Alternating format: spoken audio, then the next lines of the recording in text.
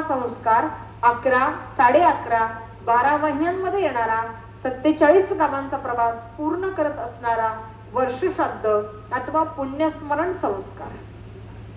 अनंत ब्रह्मांडामध्ये एकटच फिरायचंय, पण जिवंत आहे तोपर्यंत समूहात राहा, जिवंत आहे तोपर्यंत आपल्या माणसांमध्ये राहा.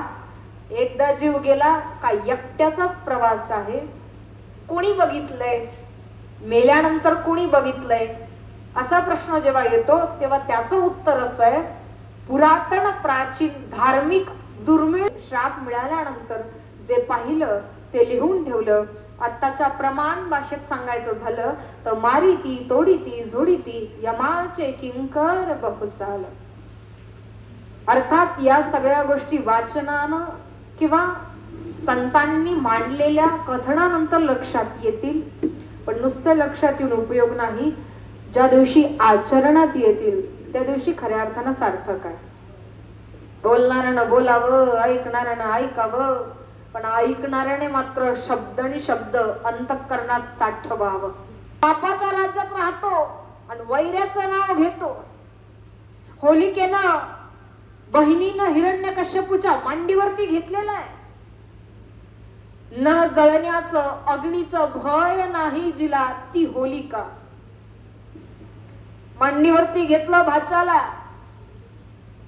चिता पेटवली गेली, गोवऱ्या रचल्या गेल्या, चिता पेटवली गेली आणि धडधड पेटणाऱ्या चितेमध्ये हात जोडून श्रद्धेनं नामस्मरण करणाऱ्या प्रल्हादाकडे बघितलं. सुद्धा केला नाही प्रल्हादाला, आणि जिला न जळण्याचं वरदान होतं ती होलिका जळून खाक झाली. याचे हातपाय बांधा आणि तेलाच्या रसरसून तापलेल्या कढईत लोटून द्या आणि मुखानं नामस्मरण नारायण नारायण नारायण. तेल शांत झालं.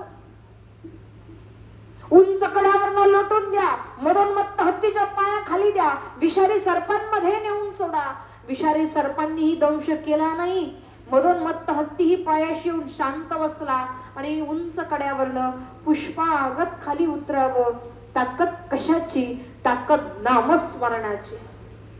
कुठेतरी विचारलं, अरे आता तरी बंद कर, कशाला त्याचं नाव घेतो, एवढे संकट येतात, आता बंद कर. एवढा देवदेव करून काही उपयोग झाला नाही, एवढं दुःख वाट्याला आलं, काय उपयोग आहे नामस्मरण करून, कर बंद. प्रल्हादानं बंद केलं नाही. बरं एवढा देवदेव करतोय आणि पुढे परत परत संकट येत आहेत, आणि आता जर तो तुझ्या वाट्याला आला नाही, तुला सोडवायला आला नाही तर काय करशील? नाही आला तर नाही आला, मला तारायचं का मारायचं हे त्याच्या हातात आहे. स्वामी आहे. माझ्या बाबतीत जे काही चांगलं किंवा वाईट घडेल ते माझ्या प्रारब्धानं असेल. जिथं तारायचंय तिथं माझा देव मला तारणारच. काय विश्वास आहे त्या एवढ्याशा प्रल्हादाचा.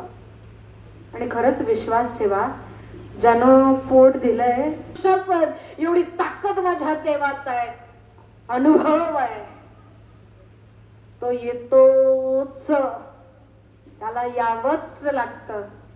आणि ज्या दिवशी तो येतो ना त्या दिवशी माणसांवरचा विश्वास कमी आणि देवावरचा विश्वास जास्त वाढतो.